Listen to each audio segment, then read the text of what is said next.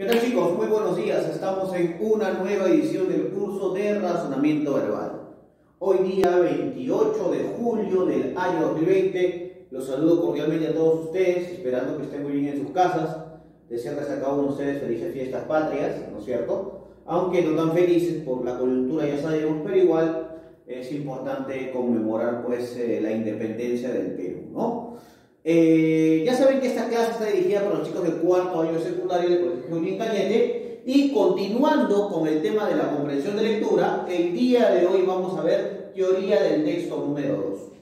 Hace unas 3 semanas venimos trabajando comprensión de lectura, ¿no es cierto? Y hemos dicho pues que la comprensión de lectura tiene que ver con la estructura cognitiva, ¿no es cierto? Es un proceso cognitivo en el cual el lector lo que hace es asimilar el contenido o el mensaje global que tiene un texto, de tal manera que éste no solamente lo asimile, sino que pueda jerarquizar, ¿no es cierto? Entonces, a partir de este proceso, de esta condición de la comprensión de lectura, hemos visto temas, digamos, que de alguna manera podemos resumir en ideas principales antes de empezar con el tema del día de hoy.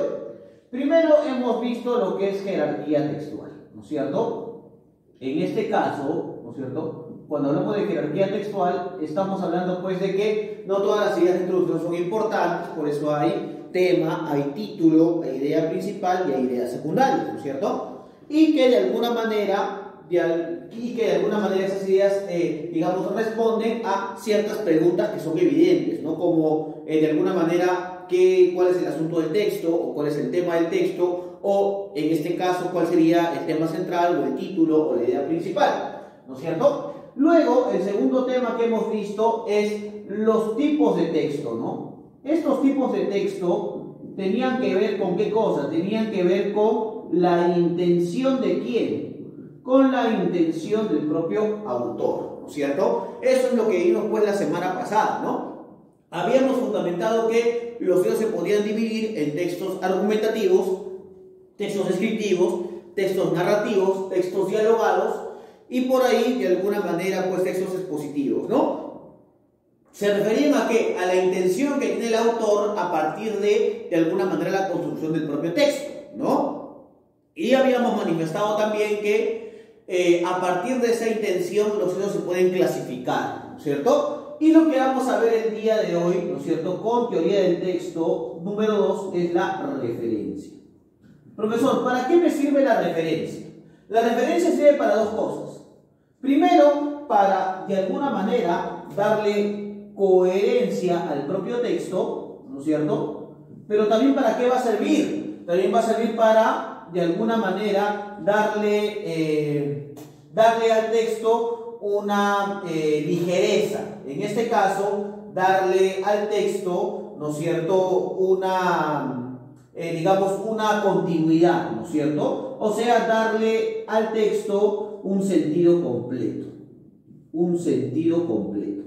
Profesor, ¿y ese sentido completo se da a través de qué? A través de la no redundancia. Redundancia. O sea que, ¿para qué utilizamos, ¿no es cierto?, la referencia? La referencia va a ser utilizada para no repetir palabras dentro de un texto. O sea, para demostrar pues nuestro bagaje cultural o nuestra predisposición léxica al momento de alguna manera, dar a conocer un mensaje o dar a conocer una situación comunicativa, ¿no es cierto? Muchas veces cuando empezamos a hablar, repetimos constantemente una palabra, la repetimos hasta el hartazgo, y entonces la referencia lo que hace es cambiar estas palabras por otras similares o otras semejantes, o en su defecto, ¿no es cierto?, reemplazar la palabra y hablar de otro tema o, digamos, de otra condición evidente, ¿no es cierto? Entonces, profesor, ¿la referencia me sirve para qué? La referencia me sirve para hablar del mismo tema que se está hablando en el texto, pero a través de otras palabras. En algunos casos, a eso también se le llama como parafraseo. Parafraseo. ¿Correcto, chicos? También se le llama parafraseo. Entonces la idea es no repetir las palabras, ¿no es cierto? Y que de alguna manera el texto o la lectura tenga una agilidad, ¿no es cierto? O tenga ligereza de alguna manera, ¿no? Entonces, ¿qué cosa es la referencia? Y eso es lo que vamos a ver el día de hoy en teoría del texto 2. La referencia es el mecanismo de alusión. Alusión, ¿qué quiere decir? Que da nombre a algún elemento mencionado en un texto en una situación comunicativa. ¿Eso qué quiere decir? Que la idea es no repetir, ¿no es cierto? La idea es evitar la redundancia. Evitar la redundancia. La redundancia, ¿no es cierto? O la repetición. O repetición de ciertos elementos que se van a encontrar en el texto. ¿Correcto? Entonces, para eso, ¿qué vamos a hacer, chicos? Para esto, lo que vamos a hacer es ubicar los tipos de referencia que vamos a utilizar para que en este caso no repita ciertas palabras de un texto, sino que ese texto tenga una ligereza, tenga una agilidad o tenga una amplitud semántica, ¿no? Para reemplazar ciertas palabras por otras y así no volver al texto tedioso o aburrido, ¿no? En este caso tenemos 3 tipos de referencia y algunos otros elementos referenciales, ¿correcto? Por ejemplo, los 3 tipos principales de referencia, primero tenemos la anáfora. La anáfora, que es una figura literaria también que se usa en la poesía, ¿no es cierto? Hay que recordar que la anáfora en términos poéticos no es otra cosa que la repetición constante de palabras al inicio de un verso, ¿correcto? Pero en este caso, la anáfora dentro de la teoría del texto sería aquellos elementos del texto que aluden a algo ya enunciado con anterioridad. Por ejemplo, yo digo acá, Pedro aprobó inglés. Él ha sacado buena nota. Me pongo a pensar que, ¿no es cierto? Si Pedro aprueba inglés, me pongo a pensar que si yo digo él, ¿no es cierto? Estoy mencionando al propio Pedro, ¿no es cierto? O sea que la anáfora acá sería, ¿no es cierto? Él, ¿no? Anáfora. ¿Por qué él sería la anáfora? Porque está reemplazando evidentemente a Pedro. Si yo dijera, Pedro aprobó inglés, Pedro ha sacado buena nota, ¿no es cierto? Estaría diciendo lo mismo, ¿no? Estaría repitiendo una palabra o redundando. Y la idea de la aplicación de la referencia es evitar la redundancia o la repetición, ¿no es cierto? O sea que el primer tipo de referencia es la anáfora, ¿no? La anáfora, ¿no es cierto?, destaca elementos de texto que aluden a algo ya enunciado con anterioridad. O sea, algo que ya se ha mencionado con anterioridad. Eso es muy importante. Ahora, después, el segundo tipo de referencia que encontramos es la catáfora, que también es una figura literaria, ¿no es cierto? A diferencia de la anáfora, la catáfora es un elemento que alude o que menciona algo que se enunciará o que se dirá con posterioridad, ¿no es cierto? O sea que, por ejemplo, ¿no es cierto? Si en este caso él se reemplazaba o él reemplazaba a Pedro, ¿no es cierto?, hasta el antecedente de la información no sabemos a quién vamos a hacer alusión o a quién vamos a mencionar hasta que esto se nombra con posterioridad, ¿no? Por ejemplo, mis colores favoritos son, y acá la pregunta es, claro, colores estaría enfocándose en ¿qué? En son azul, rojo, amarillo y negro, ¿no? Entonces, profesor, o sea que aquí la catáfora estaría remarcado ¿por qué? Estaría remarcado por esto, ¿no? Rojo, azul, amarillo y negro. Esto sería la catáfora porque estaría hablando de los colores como tal, ¿no es cierto? Se nombran con posterioridad, ¿no es cierto? Eso es muy importante.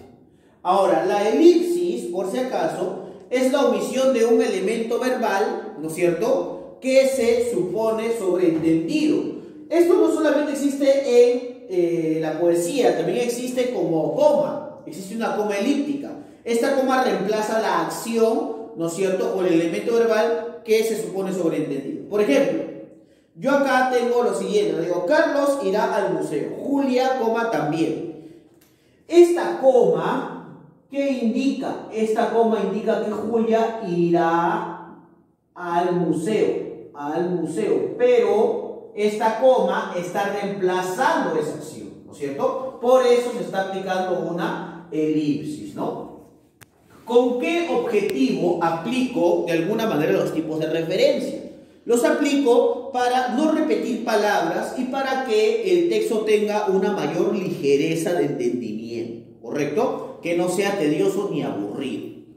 Ahora, También, aparte de los tipos de referencia que tenemos, también vamos a encontrar otros elementos referenciales. Por ejemplo, las expresiones sinónimas. También saben cómo se les llama, se les llaman aposiciones, ¿cierto? ¿Y por qué, profesor? Porque dicen lo mismo, pero con otras palabras. ¿Eso qué quiere decir? Como ya te había manifestado, el parafraseo, ¿no? Son apelativos o frases alternas que, ¿no es cierto?, ¿a qué puesto denotan? En realidad les denotan, ¿no es cierto?, o hacen alusión, denotan significados parecidos al elemento referido, ¿no es cierto? Por ejemplo, Miguel Grau luchó en el combate de Angamos.